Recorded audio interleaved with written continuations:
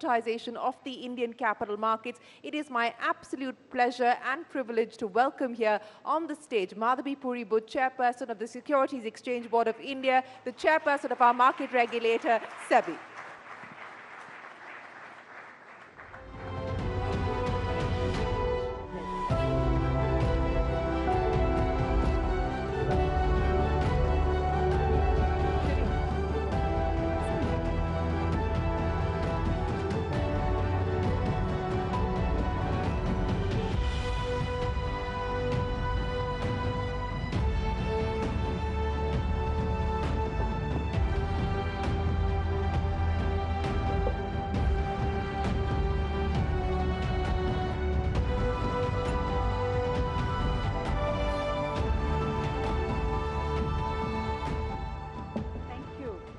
Good evening, ladies and gentlemen. I must admit I'm a little nervous here today because Shireen has asked me to deliver an address which is supposed to be 25 minutes long. And I'm really worried because at the best of times, 5 minutes, 10 minutes is good.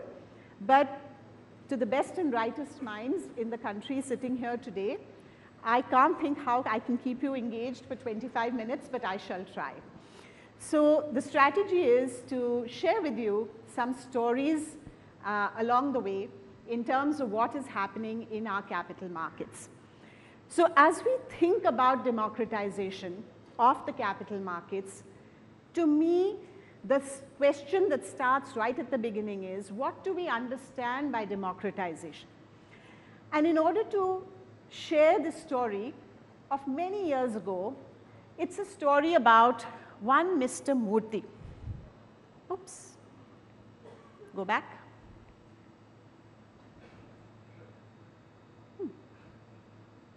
Okay, here's Mr. Murthy. He was a real person, Mr. Murthy, in Hyderabad, looked pretty much like this. This was the early days of online share trading. And when I met this gentleman, he was a small trader sitting in Hyderabad.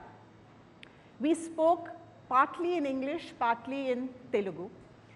And he said that he was extremely delighted with online share trading. And when I asked him why was this the case, he had two very simple things to say. He said, I like to trade, but I trade very small amounts. So the sub-broker doesn't really care much about me, and I have to keep pestering him and following up again and again, and he just often doesn't even take my phone call. And if it's a really volatile day, though there's no chance of my being able to get through to him, and all the volatile days I miss the activity in the market because the sub-broker simply won't pick up my phone.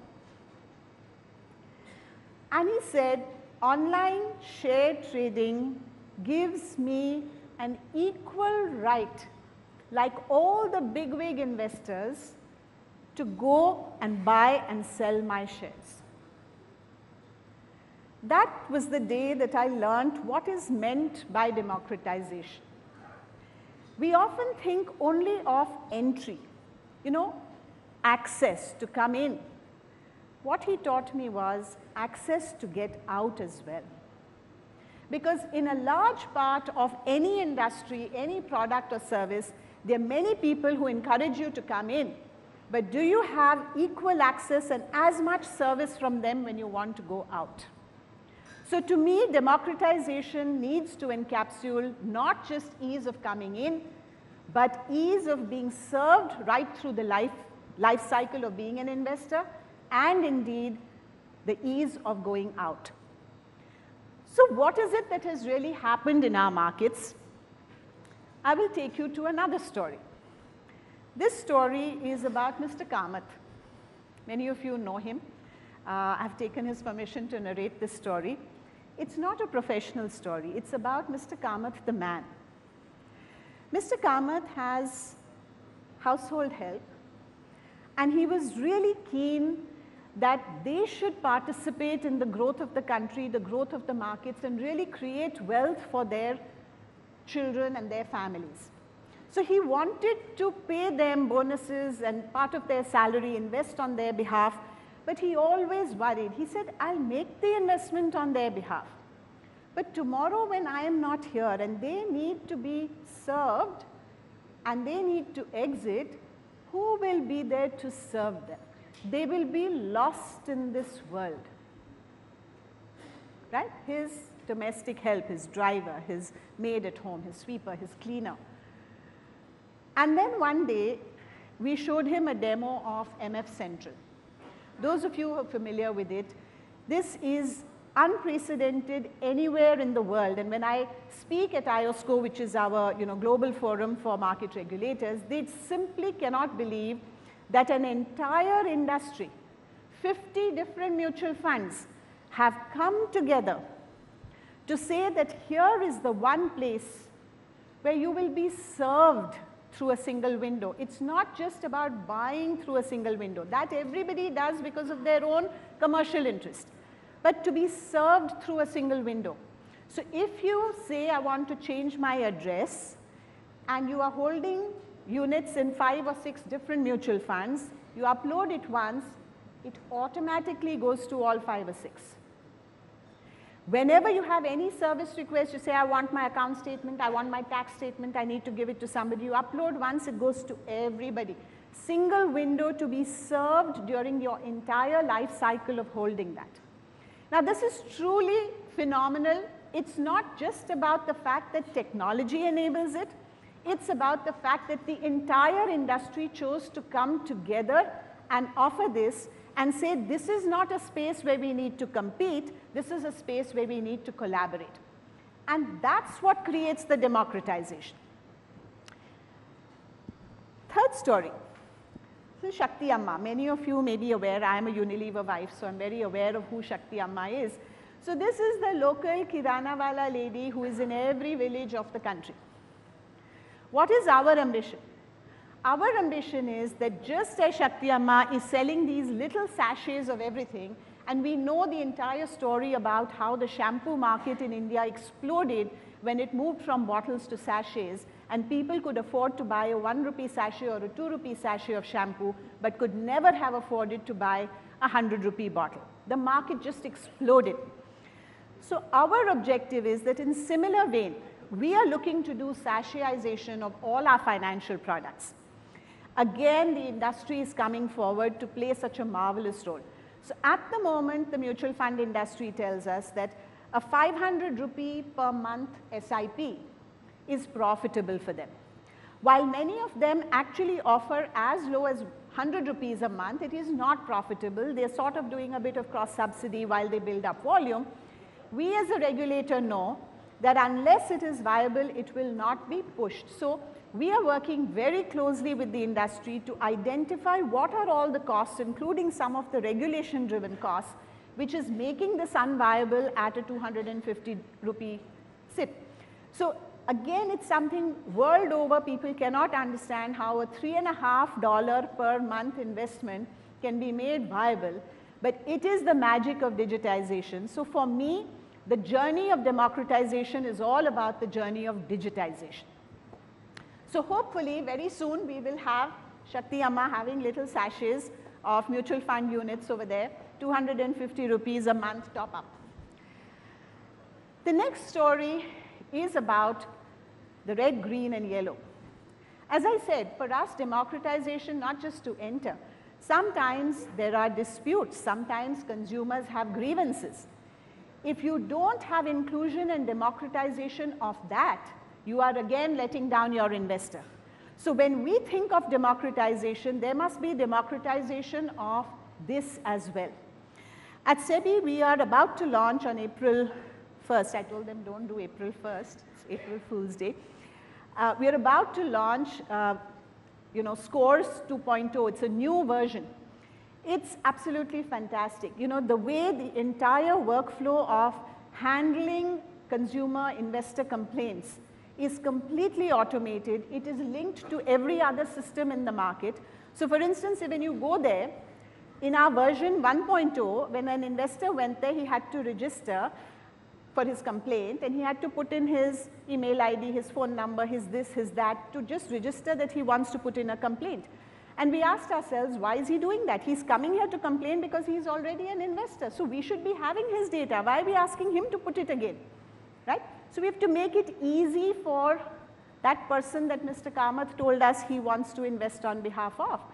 So now if he just puts in his PAN number, you all know PAN is essential in our country for being in the market, automatically the system talks to our KRA system and pulls all the data and says, this is your phone number, this is your email ID, this is your address, if this is you, please proceed. So simplifying it to this extent from the start of registration of a complaint to taking it to the end of an online dispute resolution mechanism of arbitration and mediation, the entire process with 3 levels of escalation for the consumer, for the investor, is something that has now been digitized. And the objective is democratize this thing for them, which is their dispute resolution. If you don't do that, you're just paying lip service to the fact that you allowed them in, but are you serving them in a democratic way? This one is a story of loss. You know, normally when we would think about loss in the markets, you would think somebody lost money in the markets, but for us this was not that loss. It was about the loss of a dear one. So if this person sat there or was standing there and got the news that his father or his mother passed away and he's just sitting there, that he's just lost his parents, that is grief, that is loss, that is pain. And what we said is, at a time like that, for us to give this investor the runaround and that he cannot claim the assets of his parents is just the most appalling thing possible. So what have we done about it? Again, full credit to the entire market ecosystem. About 50 odd legal heads across the ecosystem sat together, arrived at a common set of documents that they will all accept, and now if a person goes online and submits one set of transmission documents, death certificate, etc., across the entire market ecosystem, all mutual funds, all depositories, everything, you get, nobody will ask you for another document. So you have to be, this is what democratization is about, so that it's just easy for people even at a time like this. And if the regulator cannot empathize with loss, then of course we need to have our heads examined. Sorry. I do want to quote a few numbers. Shireen mentioned some. I love to quote Nandan. You know, he's the, I would say, the guru for all things digital. And when he highlighted this, you can see the numbers there. The numbers themselves are not important. You know, what we talk about the hockey stick effect at a company level, imagine this is the hockey stick effect at an ecosystem level. So the entire Indian ecosystem is one. It's not one company outperforming to deliver the hockey stick. It is the entire ecosystem that is able to deliver this, and therefore you know, the whole Sebi eases the know your client process by enabling online KYC, use of Aadhaar, etc. And look at the way in which that hockey stick effect is now achieved. And of course the numbers show up that between 10 years ago, Nandan presented this last year. So what is the ratio of physical to digital forms? And on the back of this, the monthly systematic investment plans have multiplied by 6x. This number has gone up further since then. So it just shows that the hockey stick effect, when you really bring together the spirit of democratization, you can achieve it at an ecosystem level, not just as a company level. Mutual fund story is well known, and this is our favorite product for financial inclusion. So if you see the blue line, which is number of unique mutual fund investors, so deduped for PANs. So 10 years ago, we started with 1 crore, we're now at 4.4 crore. And the actual asset under management was 8 lakh crore, and we're now at 55 lakh crore. So it's just been a huge amount of growth again on the back of this whole democratization. This is my favorite slide. I use it quite often. When we think of the markets, invariably we all think of the share bazaar, let us say. But we have actually a very vibrant bond market. Now, people do not know this. People do not know this. So two things I would like to say. Number one, some statistics. While the secondary market in bonds is not very active, and we're doing a bunch of stuff to try and improve that, in terms of the primary market issuance, okay, if you look at the total bonds outstanding today and compare it to the total banking loans to the corporate sector, it amounts to 60%, which means for every 100 rupees that the banking system gives to corporate India, the bond market gives 60 rupees. Most people are not aware as how large that number is. Now, specifically in this slide, what I like to talk about is we are expecting this to grow much more. Because with the inclusion of the Government of India securities in the global indices, right, that's already happened, JP Morgan, Bloomberg indices, we can expect to see a large amount of foreign interest in our Government of India securities. And once the Government of India yield curve is established, investors automatically tend to come into our corporate bonds as well, because then it's you just benchmark off the Government of India yield and add the credit spread. So until you have that yield, people don't have that much interest in corporate bonds. So we should see a good amount of inflow in the corporate bond market.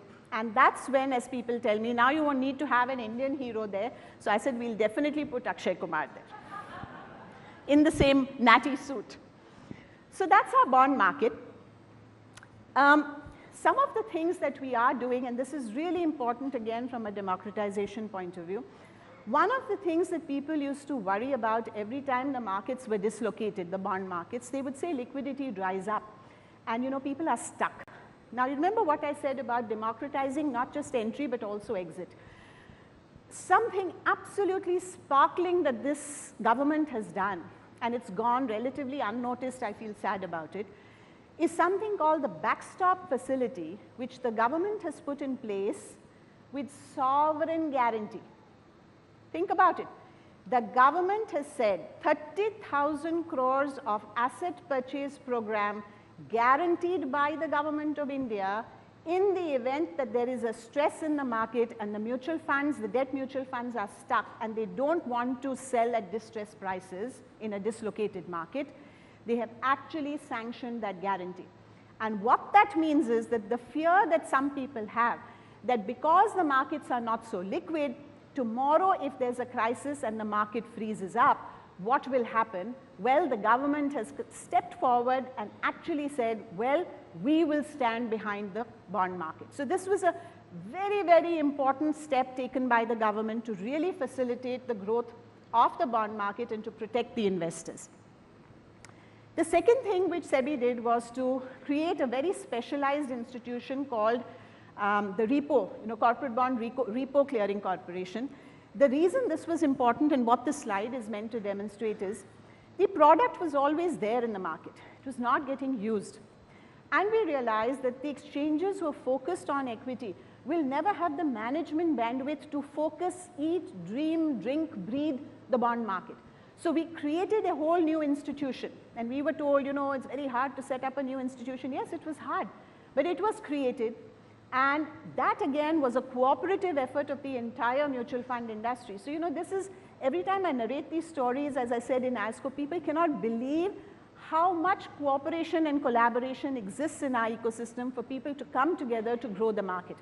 So this is an institution, and I'm very proud to say, I believe in February they crossed 10,000 crores of repo on corporate bonds.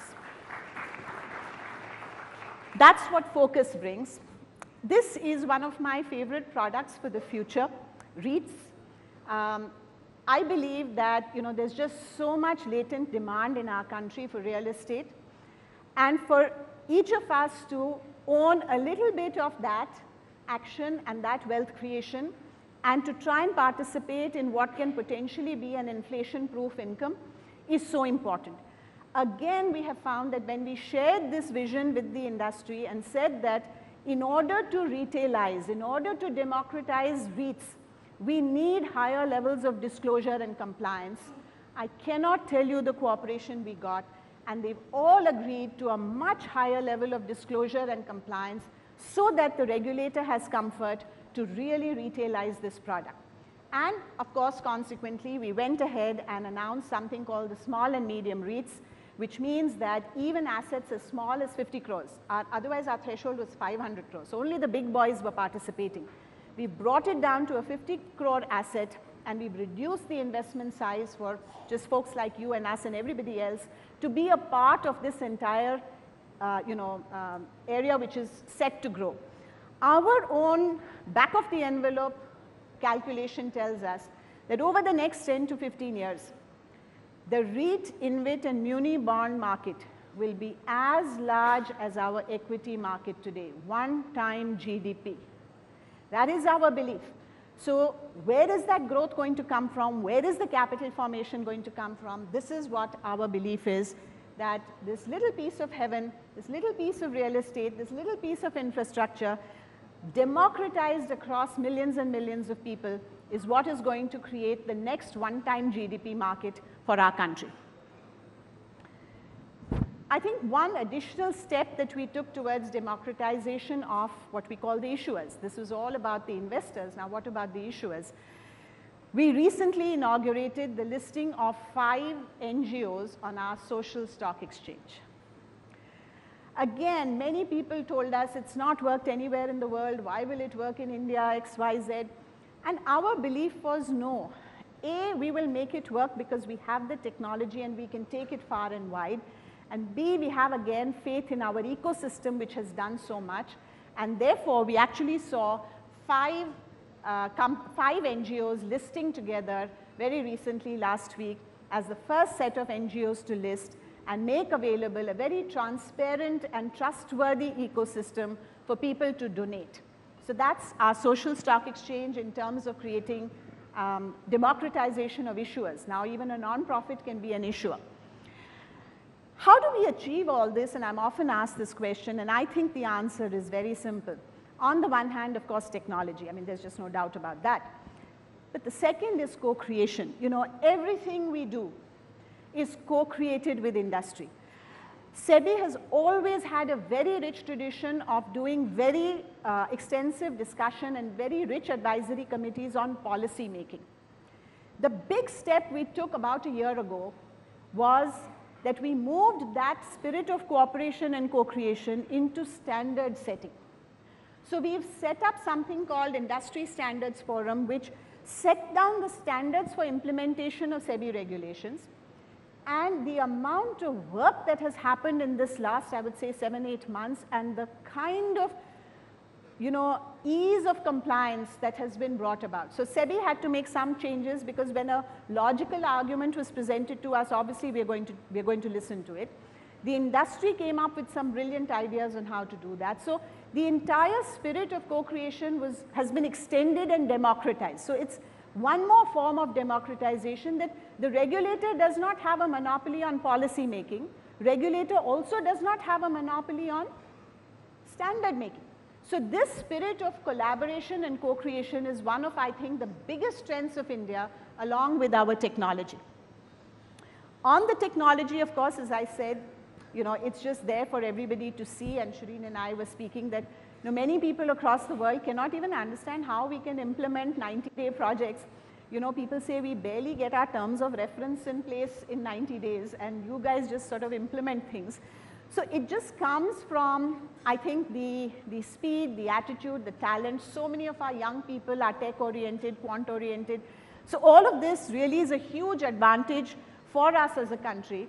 And therefore, with this entire democratization for the investor, for the issuer, for decision making, for policy making, all of this together is really wonderful to look at it and say that this market, therefore, is contributing to capital formation for the real economy, and that's where the driver of growth is going to come from. And at the same time, it is creating wealth in the hands of our citizens. And what a beautiful win-win outcome that is. And that's all thanks to the democratization of the capital markets. Thank you.